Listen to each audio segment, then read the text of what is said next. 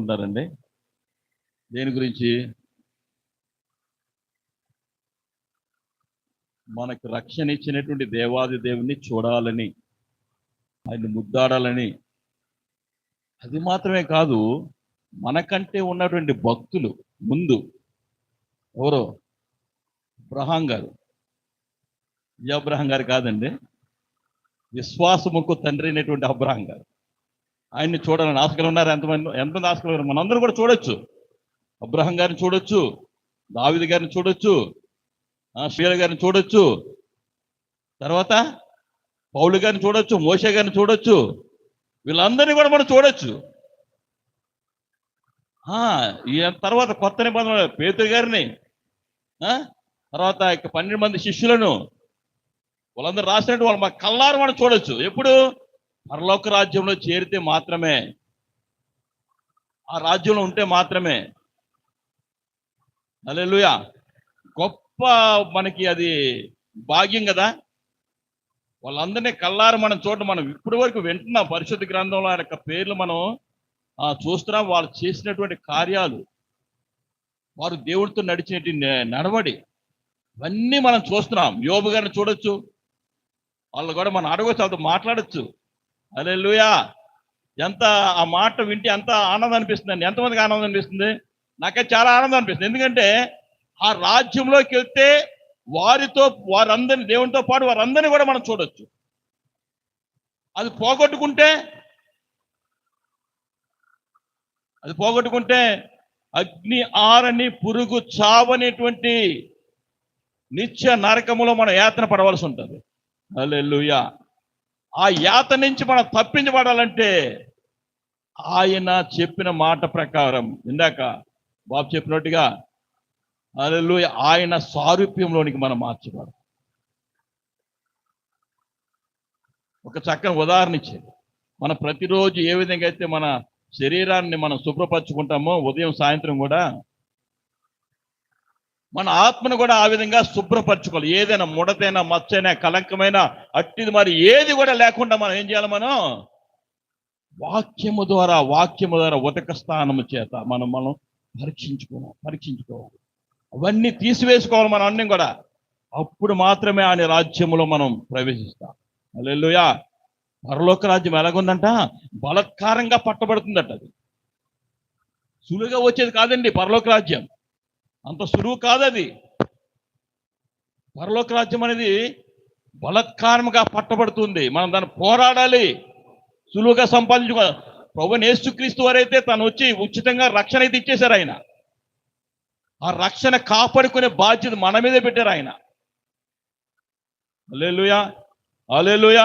అందుకే నేను ఉన్నప్పుడు మాత్రమే కాదు, లేని ఈ సమయంలో కూడా మీ రక్షణను భయముతో వణకుతో కూడా మీరు కాపాడుకోవాలి. హల్లెలూయా! హల్లెలూయా! మనం ఎప్పుడు ఈ లోకాన్ని విడిచిపెడతామో తెలియదు. ఎప్పుడు దేవుని యొక్క రాకడ వస్తుందో తెలియదు. ఎప్పుడు వచ్చినప్పుడు కూడా మనం మెలకువగా ఉండి ఆయనతో సహవాసం కలిగి ఉండేవారంగా ఉండాలి. హల్లెలూయా! ఆయన మందిరంలో ఉన్నప్పుడు మాత్రమే కాదు, ఎప్పుడు ఆయనతో సహవాసం కలిగి ఉండేవారంగా ఉండాలి. హల్లెలూయా! ఆ విధంగా మనం ఉండేవారంగా ఉండాలి. ఈ సమయంలో కొన్ని మాటలు మనం చూసుకుందాం. రోమీయులకు రాసిన పత్రిక 8వ అధ్యాయము 17వ వచనం. మనము పిల్లలమైతే ఎవరి పిల్లలం? మనం దేవుని పిల్లలమైతే వారసులం. దేనికి వారసులము? ఆయన ఇచ్చే ఆశీర్వాదాలన్నిటికీ మన వారసులం. హల్లెలూయా! మన పిల్లలమైతే వారసులం. తర్వాత మాట, అనగా దేవుని యొక్క వారసులము. హల్లెలూయా! హల్లెలూయా! దేవుని వారసులం. చాలా మంది మనం ఇక్కడ చెప్పుకుంటాం, నా వారసుడండి, నా కుమారుడండి, నా కుమార్తె అండి, నా మనోడండి, మనవరాలు మనం చెప్పుకుంటాం. కానీ యేసు ప్రభువు ఏం చెప్తున్నారంటే, క్రీస్తుతో కూడా మనము దేవుని యొక్క వారసులం అని చెప్తున్నాడు. హల్లెలూయా! ఎంత గొప్ప భాగ్యం అనేది! ఎంత గొప్ప భాగ్యం అది! క్రీస్తుతో కూడా మన వారసులము. అంటే క్రీస్తు ఏమైతే మహిమ పొందుతాడో ఆ మహిమలో మనం కూడా వారసులము. హల్లెలూయా, హల్లెలూయా. తర్వాత మాట చూస్తే క్రీస్తుతో కూడా మహిమ పొందుటకు ఆయనతో శ్రమ పడిన ఎడల క్రీస్తు తోటి వారసులం. హల్లెలూయా, హల్లెలూయా. ఇక్కడ మనకి చాలా ఒక సవాల్ ఇది. ఏంటా సవాలు? వారసత్వం అందరికీ కావాలి, కానీ ఇక్కడ రెండో మాట మనం చూస్తే క్రీస్తుతో కూడా మహిమ పొందుటకు ఆయనతో శ్రమ పడిన ఎడల, ఆయనతో కూడా శ్రమ పడిన ఎడల అప్పుడు మాత్రమే ఆ వారసత్వం మనం పొందుకుంటాం.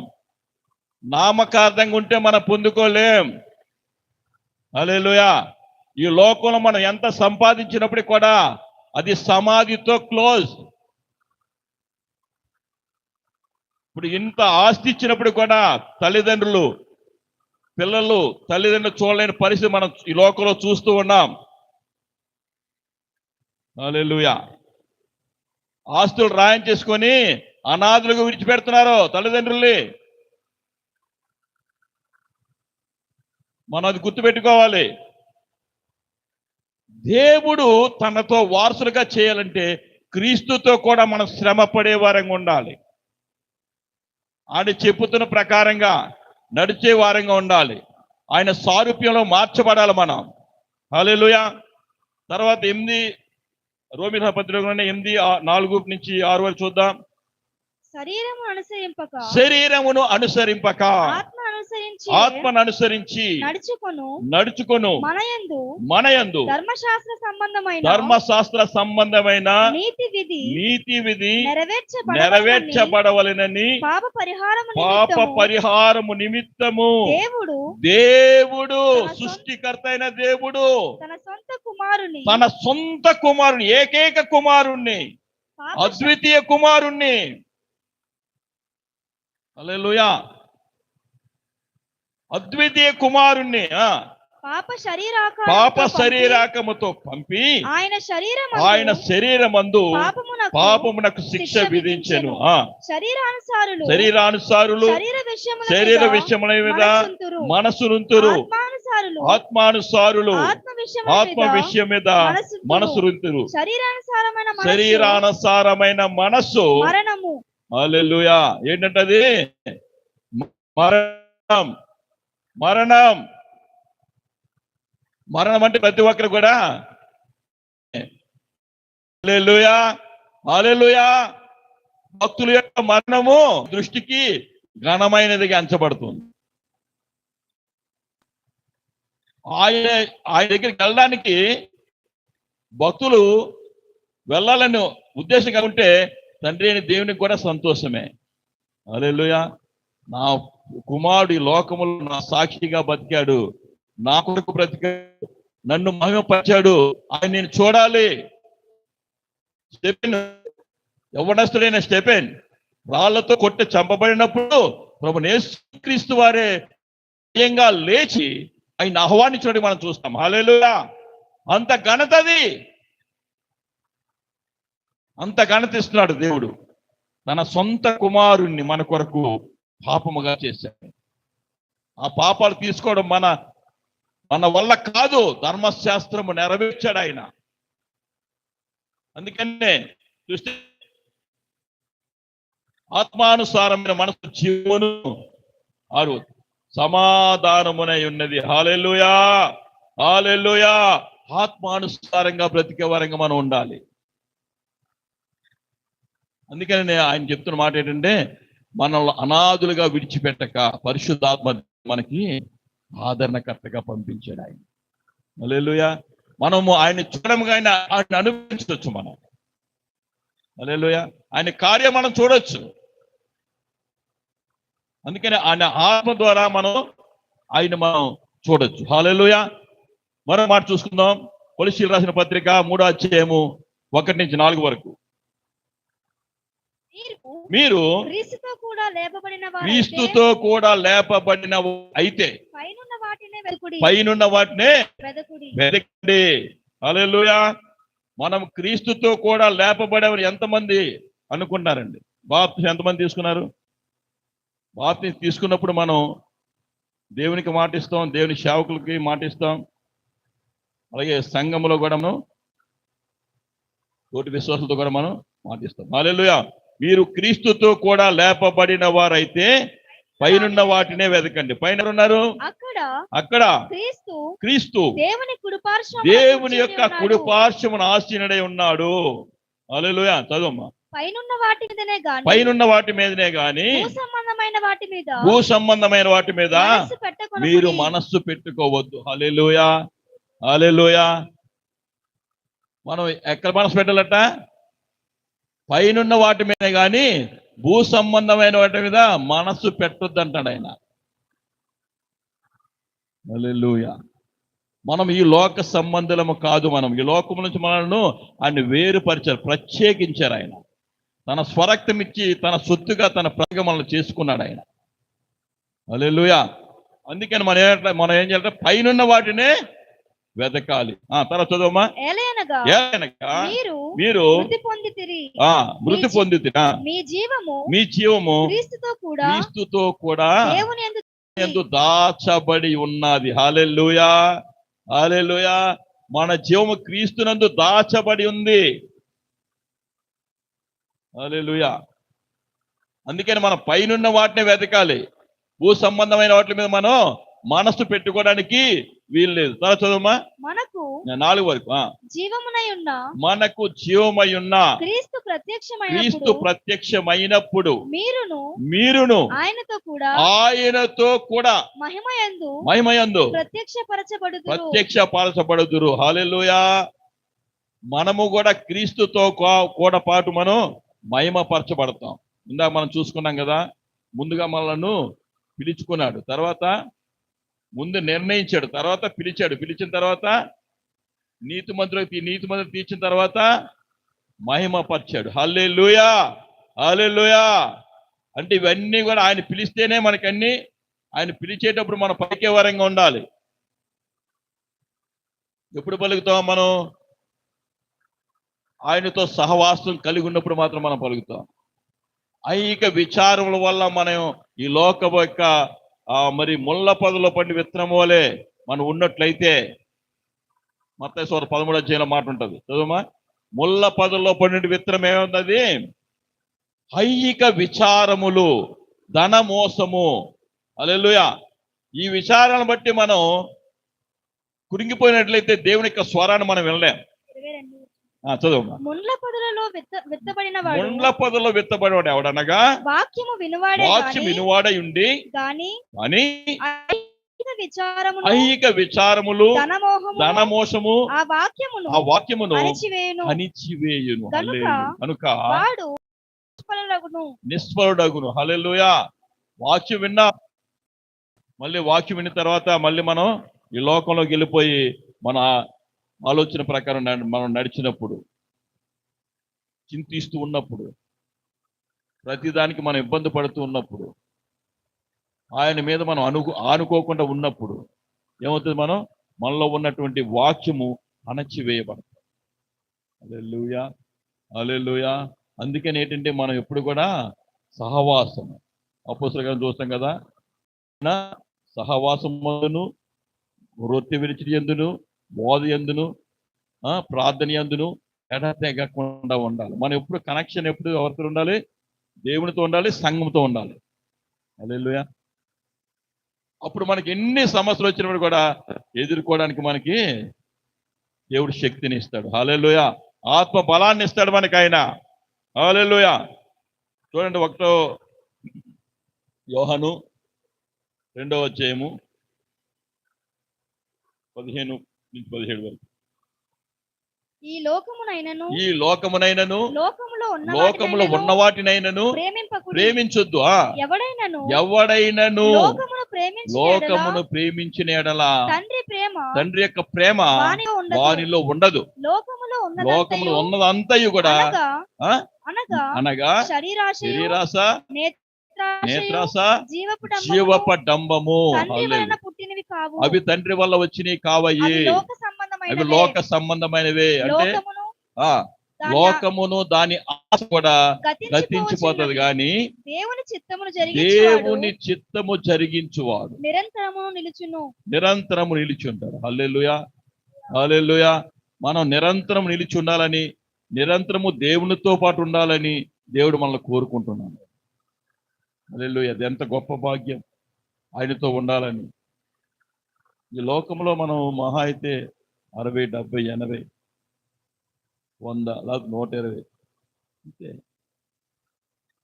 కొంతమంది 120 సంవత్సరాలు కూడా బతుకులో ఉన్నారు, మనం చూస్తున్న ఈ మధ్యకాలంలో. హల్లెలూయా.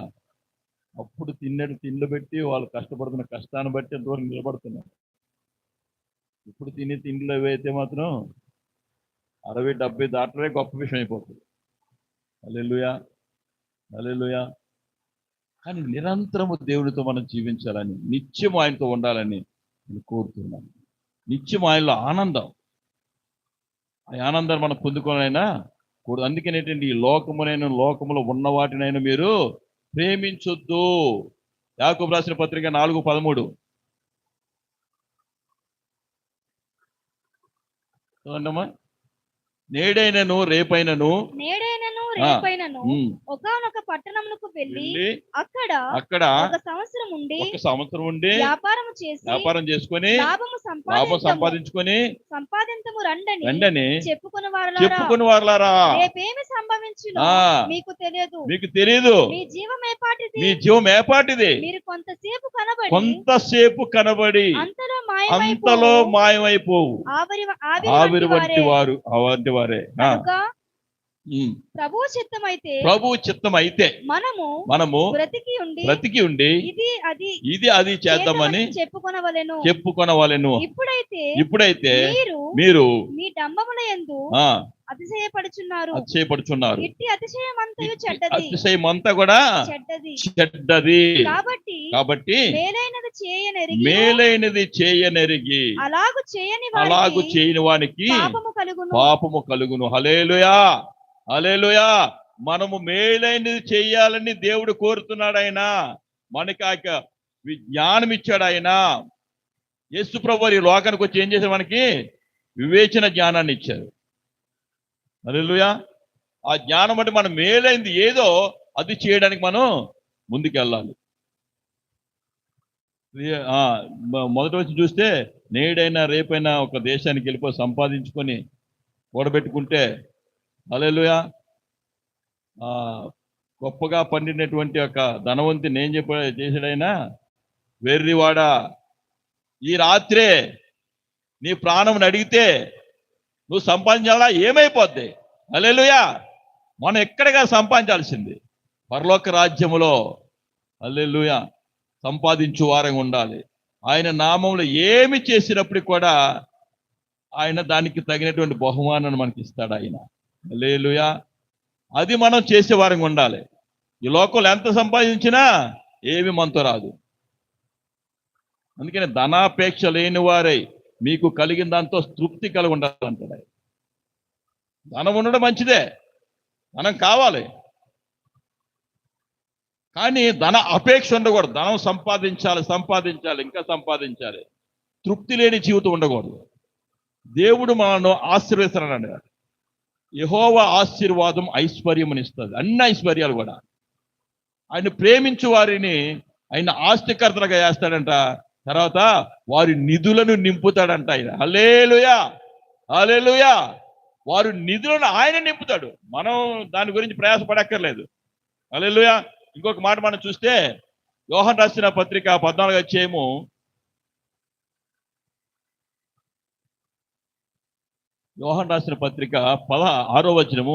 6వ అధ్యాయము 27వ వచనం చూద్దాం. క్షయమైన ఆహారము కొరకు కష్టపడకుడు గాని నిత్య జీవము కలుగజేయు అక్షయమైన ఆహారము కొరకు కష్టపడుడి. హల్లెలూయా. చెప్పమ్మా. మనుష్య కుమారుడు ప్రభువైన యేసుక్రీస్తు వారు దాన్ని మనకి ఇచ్చును. హల్లెలూయా, హల్లెలూయా. ఇక దేనికోసం కష్టపడొద్దంటాడు ఆయన? క్షయమైనటువంటి ఆహారం కొరకు. మరి దేనికోసం కష్టపడమంటాడు ఆయన? అక్షయమైన ఆహారం కొరకు. అక్షయమైన ఆహారం అంటే దేవుని యొక్క వాక్యము, దేవుని యొక్క పని, ఆయన కొరకు జీవించే జీవితము, ఆయన కొరకు మనం సాక్ష్యం కలిగి ఉండాలి. ఇందాక మనం విన్న మాటము. హల్లెలూయా. క్రైస్తవుడు అంటే ఈ లోకము ఒకటి ఆశిస్తూ ఉంది. క్రీస్తును నమ్మకపోయినప్పటికి కూడా ఈ లోకం ఏం చేస్తుందంట, మీరు క్రైస్తవులు కదా, దేవుణ్ణి నమ్ముకున్నారు కదా, మీరు ఈ విధంగా మాట్లాడొచ్చా, ఈ విధంగా మోసం చేయొచ్చా? వాళ్ళు మనల్ని ఏం చేస్తున్నారు, గుర్తిస్తున్నారు వాళ్ళు. హల్లెలూయా. క్రైస్తవుల పేరు చెప్పుకొని ఇష్టానుసారంగా లోకంలో మనం తిరిగితే దేవుడి నామానికి అవమానం తీసుకుని వస్తాం. హల్లెలూయా. మనం అందుకని ఎప్పుడైనా మాట్లాడే ముందు దాన్ని 1-2 సార్లు ఆలోచించి మాట్లాడాలి. లేకుంటే మాట్లాడకుండా ఉండడమే మంచిది, ఉత్తమము. హల్లెలూయా. హల్లెలూయా. ఎందుకంటే ఆ మాటల వల్ల మనం మన హృదయానికి ఏం చేస్తాం, మాలిన్యాన్ని తెచ్చుకుంటాం. మన హృదయానికి మాలిన్యం తెచ్చుకుంటాం. ఎప్పుడు అనిపిస్తుంది అంటే దేవునితో సహవాసం చేస్తూ ఉన్నప్పుడు మనకి ఆ మాట్లాడేటప్పుడు కొంచెం భయం వేస్తుంది. సహవాసానికి దూరంగా ఉన్నాం అనుకోండి, ఏమవుతుంది, ఒక మండుచున్నటువంటి కట్టెని తీసి పక్కన పెడితే ఏమవుతుంది, కొంతసేపు ఆ వేడుండి తర్వాత అలాగా ఆరిపోతుంది, హ్యాపీగా పట్టుకోవచ్చు. హల్లెలూయా. సహవాసానికి దూరం అయితే విశ్వాసం యొక్క బ్రతుకు కూడా ఎలాగవుద్దంటే ఆ విధంగా సాతాను పట్టుకోవడానికి అవకాశాలు ఉంటాయి. హల్లెలూయా. కానీ మనం ముందు వెళ్ళినటువంటిది ఈ లోకం చూస్తుంది. అంతవరకు మీరు ప్రభువుని నమ్ముకున్నారు కదా, వెళ్ళారు కదా, అప్పుడు ఏమవుద్ది, దేవుని నామానికి అవమానం తీసుకొచ్చే వారంగా మనం ఉంటాం. అందుకని ఎప్పటికప్పుడు మన హృదయాన్ని మనం సరి చేసుకోవాలి దేవుని వాక్యం ద్వారా, దేవుని మాటల ద్వారా. హల్లెలూయా. అందుకని క్షయమైనటువంటి ఆహారము, ఈ శరీరం ఏమైపోద్ది, క్షయమైపోద్ది. ఎంత మనం రోజు ఒక సొప్పంత అరగదీసినా, స్ప్రేలు కొట్టినా, ఇంకేం చేసినా ఆ వయసుతో పాటు అది కూడా క్షయమైపోద్ది. హల్లెలూయా. ఆ మట్టిలో పెడితే ఏమవుతాయి, ఏమికి తప్ప ఏం కనపడవు, అవి కూడా కొన్నాళ్ళకి అవి కూడా. కానీ మనలో ఉన్న ఆత్మ, హల్లెలూయా, ఇది ఎప్పుడు జీవిస్తూ ఉంటుంది. హల్లెలూయా. అందుకని అక్కడ మనం చూస్తే యోహాను చూడమ్మా, 63:6-63. ఆత్మయే జీవింపచేయును గాని శరీరము కేవలము నిష్ప్రయోజనము. దీనివల్ల ఏవి కూడా ప్రయోజనం లేదు. అలాగని మరి స్నానాలు చేయకుండా అంటే మంచిదా? హల్లెలూయా. నీ దేహము దేవుని యొక్క ఆలయము. హల్లెలూయా. ఆలయాన్ని శుభ్రపరచుకోవాలి ఎప్పటికప్పుడు. ఇది శాశ్వతం కాదు, ఇది క్షయమైపోద్ది. కానీ అక్షయమైన ఆహారం కొరకు మీరు కష్టపడాలి. ఈరోజు ఇక్కడికి వచ్చారంటే కారణం వ్యాపారం మానుకునేనా, లేకపోతే పనులు పక్కన పెట్టుకునేనా? ఎందుకు వచ్చే కారణం ఏంటంటే ఆత్మలో మనం ఎదగాలి, మన ఆత్మీయ జీవితాన్ని మనం ఎదిగించుకోవాలి. హల్లెలూయా. అందుకు అది ఆ యొక్క వేడి అనేది ప్రతిరోజు మనలో ఉండాలి, ప్రతిరోజు మనలో ఉండాలి. అప్పుడే మనం కష్టపడాలంట. అంతే, అక్షయమైన ఆహారం మనం పొందడం మనం కష్టపడాలని చెప్తున్నాడు ఆయన. హల్లెలూయా. హల్లెలూయా. తర్వాత ఇంకొక మాట మనం చూస్తే 14లోని 23 చూడండి, యోహాను సువార్త. నన్ను ప్రేమింపని వాడు నా మాటలు గైకొనడు. మీరు వినుచున్న మాట నా మాట కాదు, నన్ను పంపిన తండ్రిదే. దానికన్నా ముందు మాట చూడమ్మా, 22 అనుకుంటా. ఒకడు నన్ను ప్రేమించిన ఎడల వాడు నా మాట గైకొంటాడు. అప్పుడు నా తండ్రి వానిని ప్రేమిస్తాడు. మేము వాని యొద్దకు వచ్చి వాని యొద్ద నివాసం చేస్తాం. నన్ను ప్రేమింపని వాడు నా మాటలు గైకొనడు. మీరు వినుచున్న మాట నా మాట కాదు, నన్ను పంపిన తండ్రిదే. హల్లెలూయా, హల్లెలూయా. ఆయన్ని ప్రేమించాలంటే ఏం చేయాలంట? ఎలా తెలుస్తుంది? ఆయన ప్రేమించాలంటే, ఆయన మాట విన్నామంటే ఆయన ప్రేమించే వారంగా ఉండాలి. ఆయన ప్రేమించాలంటే ఆయన మాట వినేవారంగా ఉండాలి. ఆ మాట ప్రకారం చేసేవారంగా ఉండాలి. క్రియలు లేనటువంటి విశ్వాసము అది మృతమైనది, అది చనిపోయినట్టు. అది క్రియలు ఉండాలి, విశ్వాసం ఉండాలి, రెండు ఉండాలి. హల్లెలూయా. విశ్వాసముతో కూడినటువంటి క్రియలు కలిగి ఉన్నాయి. హల్లెలూయా. మనం విశ్వాసంతో కలిగి ఉండాలి. విశ్వాసముగా మనం చేసే ప్రతి పని కూడా దేవునికి ఇష్టమైన రీతిలో ఉండాలి. ఆయన ఏం చెప్తున్నాడు అది చేసే వారంగా ఉండాలి. ఆయన ఏం చెప్తున్నాడు? ఆయన నిన్ను వలే నీ పొరుగువాన్ని ప్రేమించాలి. నీ సహోదరు వాళ్ళు ఏమైనా ఇబ్బందులు ఉంటే వారికి మీరు సహాయం చేసేవారు ఉండాలి. అంటే మన స్వార్థం మనం చూసుకోవాలని చెప్పట్లేదు ఆయన. హల్లెలూయా, హల్లెలూయా. మన ఇతరుల కొరకు కూడా శ్రద్ధ వహించే వారంగా ఉండాలి. వారి కొరకు ప్రార్థన చేసే వారికి ఉండాలి. వారికి వాళ్ళ కష్టాలు ఉంటే వారికి మనం సహాయం చేసే వారంగా ఉండాలి. చిన్నమంద పరిచయం మనకు నేర్పించబడింది. దేవుని వాక్యం కూడా మనకు అది తెలియజేస్తుంది. హల్లెలూయా, హల్లెలూయా. అందుకేనేంటంటే మనం ఆ యొక్క మాటను మనం ఆయన ప్రేమిస్తున్నామంటే, ఆయన ప్రేమిస్తున్నామని చెప్పి నీ తోటి సహోదరుని ద్వేషిస్తే దానివల్ల ఏం ప్రయోజనం లేదు. హల్లెలూయా. ప్రేమ లేనివాడు వాడు కాదు, ఆత్మ లేనివాడు వాడు కాదు, ప్రేమ లేనివాడు. మనం ఎంత డబ్బు ఇవ్వచ్చు, అది భూములు పొలాలు ఇవ్వచ్చు, అన్నీ ఇవ్వచ్చు, కానీ పౌలు చెప్తాడు ఏంటంటే, నేను ఎంత ఇచ్చినప్పుడు కూడా ప్రేమ లేనివాడనైతే పనికిరాను. నేను అంతనే చేయొచ్చు. నీలో ప్రేమ, క్రీస్తు ప్రేమ కలిగి ఉండాలి. నువ్వు క్రీస్తు ప్రేమ కలిగి ఉండాలి, కనికరం కలిగి ఉండాలి, దయగల మనసు కలిగి ఉండాలి.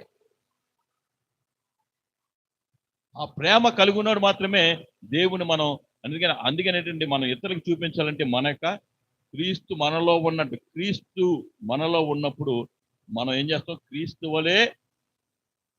హల్లెలూయా, హల్లెలూయా. అందుకని అక్కడ శిష్యులు ఎవరని పిలవమంటారు?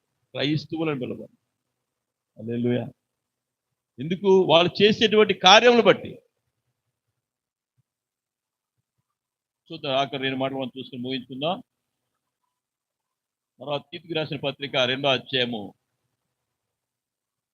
13, 14 2 కొట్టుకుంటాం. అనగా మహాదేవుడును మన రక్షకుడునైన యేసుక్రీస్తు యొక్క మహిమ యొక్క ప్రత్యక్షత కొరకు ఎదురు చూచుచు ఈ లోకములో స్వస్థ బుద్ధితోను నీతితోను భక్తితోను బ్రతుకుచుండవలెనని మనకు బోధించుచు ఉన్నది. హల్లెలూయా. ఎలా ఉండాలట? స్వస్థ బుద్ధి కలిగిన వారమే ఉండాలి. మన బుద్ధి ఎలా ఉండాలి? కుయుక్తి అనే బుద్ధి కలిగి ఉండకూడదు. స్వస్థ బుద్ధి మనం కలిగే వారంగా కలిగి ఉన్నట్టు ఉండాలి. హల్లెలూయా.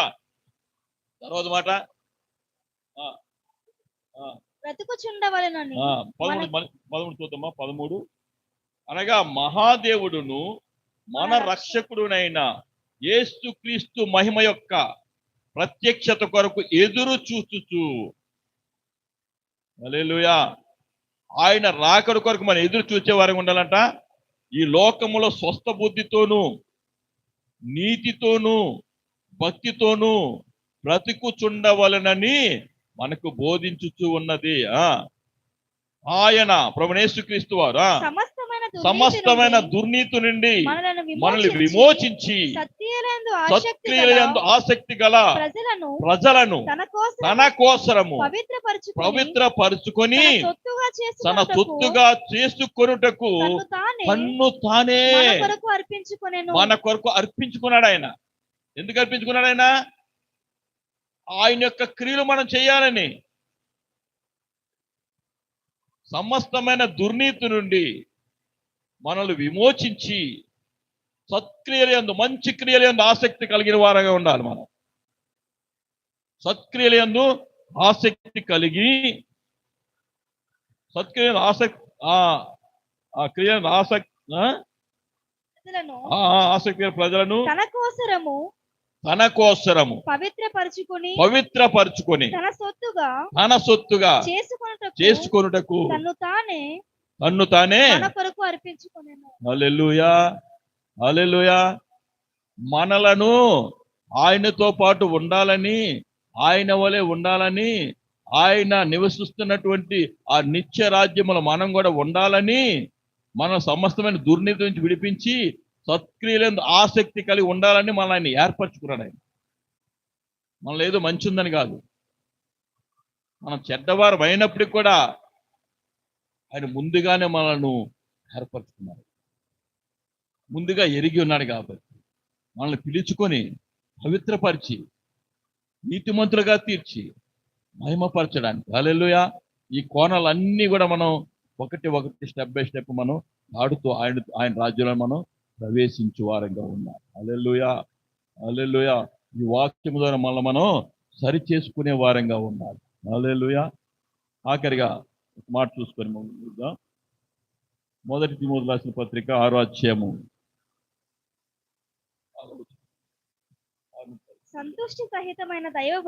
సంతుష్టి సహితమైనటువంటి దైవభక్తి గొప్ప లాభదాయకమై ఉన్నది. మనం ఈ లోకములోనికి ఏమీ తేలేదు, దీనిలో నుండి ఏమీ ఏమి కూడా మనం తీసుకొని పోలేమా.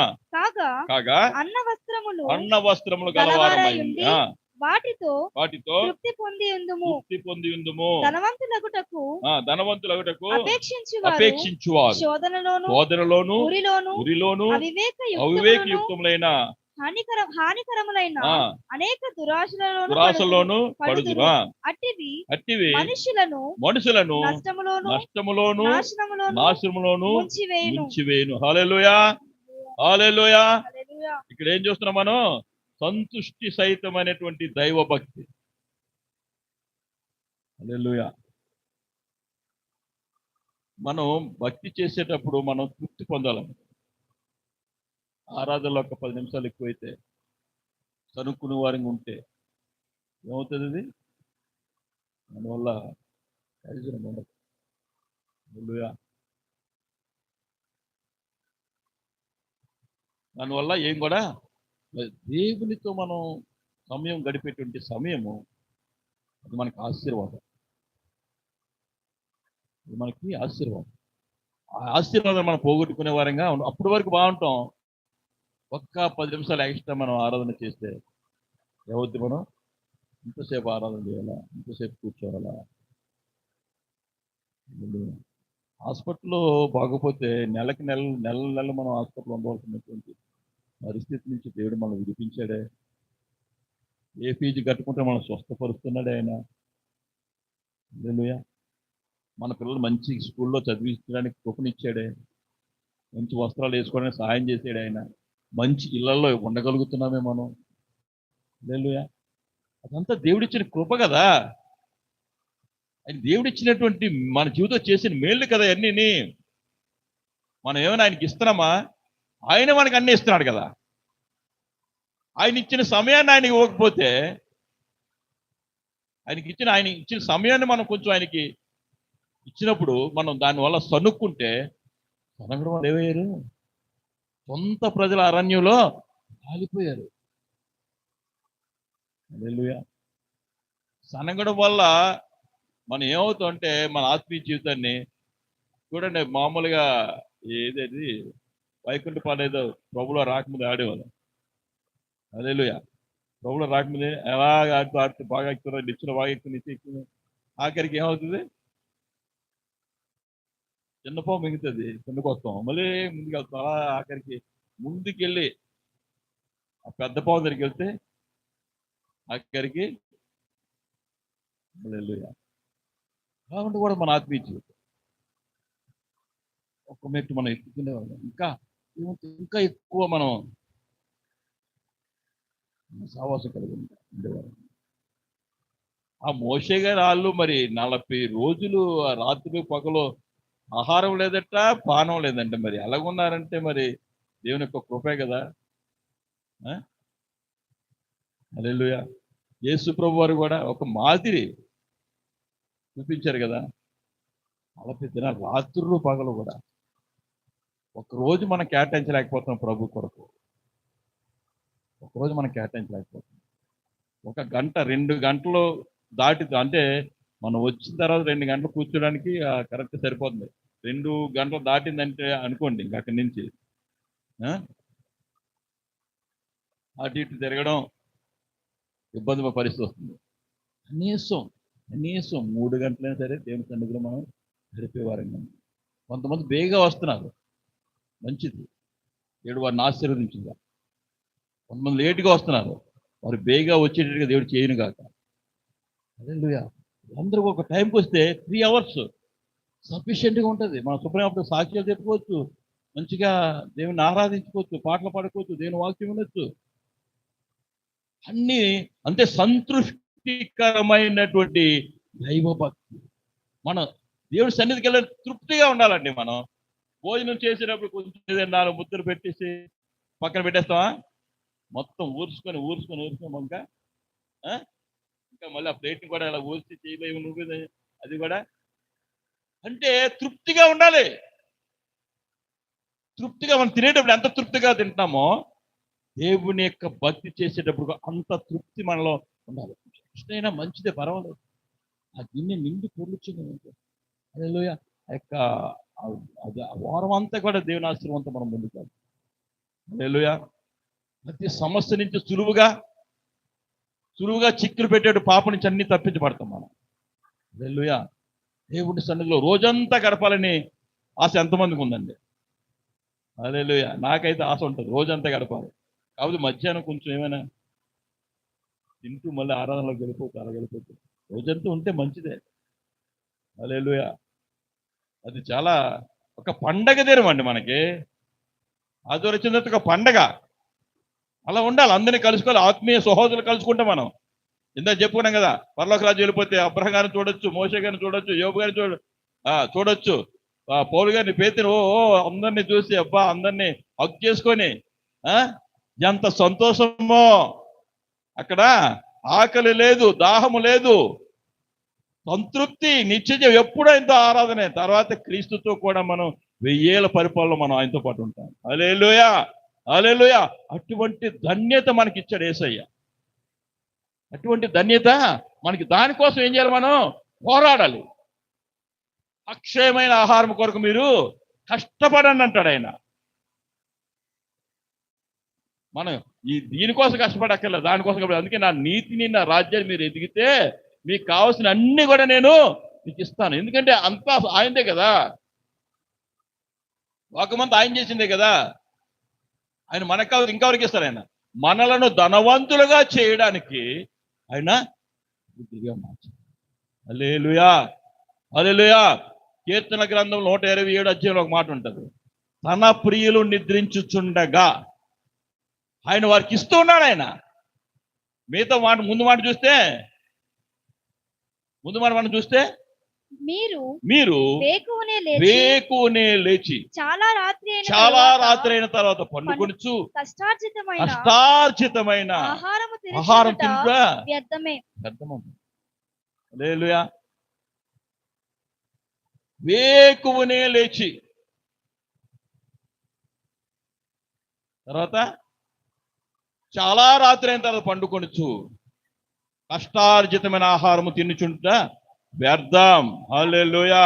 నువ్వు సంపాదించి నువ్వు అనుభవించకపోతే దానివల్ల ఏంటి నీకు ప్రయోజనం? నువ్వు సంపాదించి అనుభవించాలి కదా. దేవుడు నిన్ను ఆశీర్వదిస్తున్నాడంటే ఆశీర్వాదంలోకి ఆనందం నువ్వు పొందాలి కదా. పొందకుండా కూడబెడితే సుఖమేంటి దానివల్ల? హల్లెలూయా. హల్లెలూయా. అందుకని ఏం చేస్తాడట ఆయన? తన ప్రియులు నిద్రించుచుండగా ఆయన వారికి ఇస్తాడంట.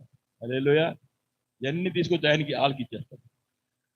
పాత నిబంధనలో మాట చూస్తాం, వాళ్ళందరూ కూడా మన కోసమే ఉంచారంట. ఆ సంపాదించినంతా కూడా మనకి, అంటే దేవుని ప్రజల కోసమే ఉంచారంట. హల్లెలూయా. ఒకప్పుడు దేవుళ్ళకి వస్తారు, అవన్నీ కూడా దేవుని ప్రజలు అనిపిస్తారు. వాళ్ళు అంటే వాళ్ళు ఆ ఆనందం కూడా అందుకుంటారు. చూడండి, జక్కయ్య ఎంతో సంపాదించాడు ఆయన. ఏం చేయాలి ఆఖరికి మళ్ళీ అందరికి కూడా పంచిపెట్టేశాడు. ఎంత సంతోషం వచ్చింది వాళ్ళకి. హల్లెలూయా. ఉన్నంతసేపు సంతోషం రాలేదు, పాపభీతి. కానీ అందరికి ఇచ్చిన తర్వాత పంచిపెట్టడంలో ఆనందం. అన్న ప్రియులు నిద్రించుచుండగా, అంటే రెస్ట్ తీసుకుని, అంటే దేవుళ్ళు మనం ఆనందిస్తూ హల్లెలూయా ఆయనతో సహవాసం చేస్తే మీకు, దేవునితో సహవాసం చేసిన మీకు సమాధానము మేలు కూడా ఉంటాయి. హల్లెలూయా. సమాధానం కలిగి ఉంటాం, నెమ్మది కలిగి ఉంటాం, తర్వాత దాంతోపాటు మేలు కూడా మనం పొందుకుంటాం. హల్లెలూయా. ప్రశాంతమైన నిద్రపోతాం మనం. హ్యాపీగా మనం చేయవలసిన పని మనం చేసుకుంటే తాపి వెళ్ళిపోతే దేవుడు ఆశీర్వదిస్తాడు. హల్లెలూయా. ఇబ్బంది లేకుండా చూసుకుంటాడు ఆయన. రోగాల పాలవకుండా చూసుకుంటాడు ఆయన. యాక్సిడెంట్ గురి కాకుండా చూసుకుంటాడు ఆయన. హల్లెలూయా. అన్ని కూడా ఆయనే మనలను కాపాడుతాడు. హల్లెలూయా. తర్వాత ఒక మాట చూసుకుని ముగించుకుందాం. దాంట్లో చదవమ్మా. సంతృష్టి 7. మనం ఈ లోకంలోనికి ఏమీ తేలేదు, ఏం తీసుకొని పోలేం. హల్లెలూయా. మనం వచ్చాడు ఏం తెచ్చావా? క్యార్ అనుకొని వచ్చే లోకంలోకి వచ్చినప్పుడు ఏడుస్తూ వచ్చాం, పోయినప్పుడు అందరిని కూడా ఏడిపించుకుని వెళ్ళిపోతాం. ఏం తెచ్చావా? ఏం తేలేదు. కుటుంబం ఇచ్చింది ఆయన, చదువు ఇచ్చింది ఆయన, ఇల్లు ఇచ్చింది ఆయన, పొలం ఇచ్చింది ఆయన. ఒక భక్తుడు పడతాడు, నాదంటూ ఈ లోకంలో ఏదీ లేదయ్యా, ఒకవేళ ఉందంటే అది నువ్వు ఇచ్చిందే. హల్లెలూయా. ఆయన ఇచ్చిన ఆరోగ్యాన్ని,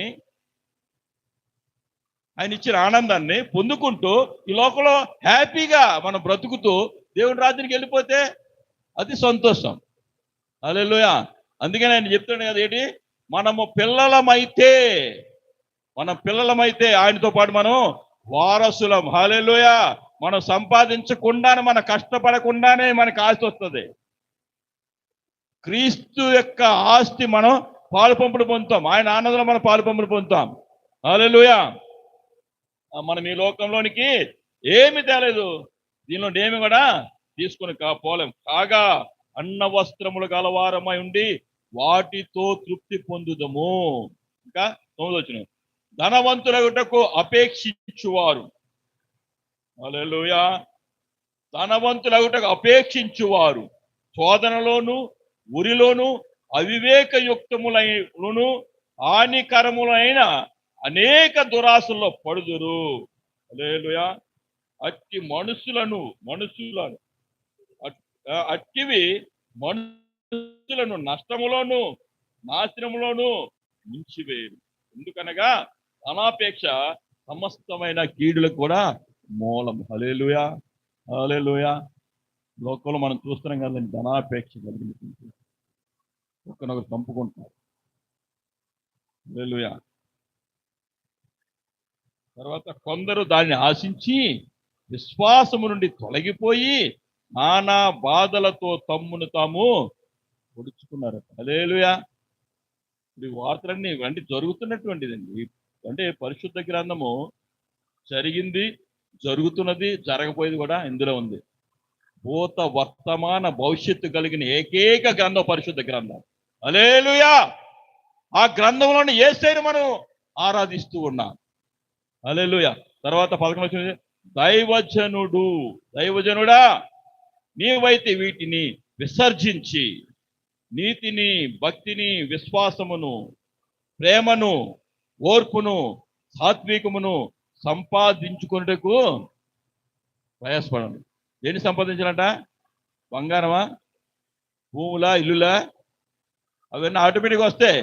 ఎందుకంటే మనకి ఎప్పుడు ఏది అవసరం అన్నీ ఆయన ఇస్తేనే ఉంటాడు. ఆయన వద్దన్నా సరే ఇస్తుంటాడు ఆయన. హల్లెలూయా. వద్దన్నా ఇస్తూ ఉంటాడు ఆయన. మనం చాలా అన్నంత వరకు ఇస్తూ ఉంటాడు. ఇవన్నీ కూడా మనం ఏం చేయాలంట? నీతిని, భక్తిని, విశ్వాసమును, ప్రేమను, ఓర్పును, సాత్వికమును సంపాదించుటకు ప్రయాసపడుదుము. విశ్వాస సంబంధమైన మంచి పోరాడము, నిత్య జీవమును చేపట్టుము. దాన్ని పొందుటకు మనం దేని పిలవబడ్డామట? హల్లెలూయా. ఇందాక మొట్టమొదటి మనం చూసాం. ఏమంటది? ఓకే, ముగించుకుందాం. ఏమంటది? మనం ముందుగా మనల్ని ఆయన ఏర్పరిచారు, తర్వాత పిలిచారు, నిర్ణయించాడు, నీతిమంతులుగా తీర్చాడు, మయంపరిచాడు. ఇక్కడ ఏం చెప్తుండే? ఇక్కడ కూడా ఆ పిలుపడి మనం చూస్తాం. నిత్య జీవం చేపట్టుకు దాన్ని పొందుటకు నీవు పిలవబడి అనేక సాక్షులు ఎదుట మంచి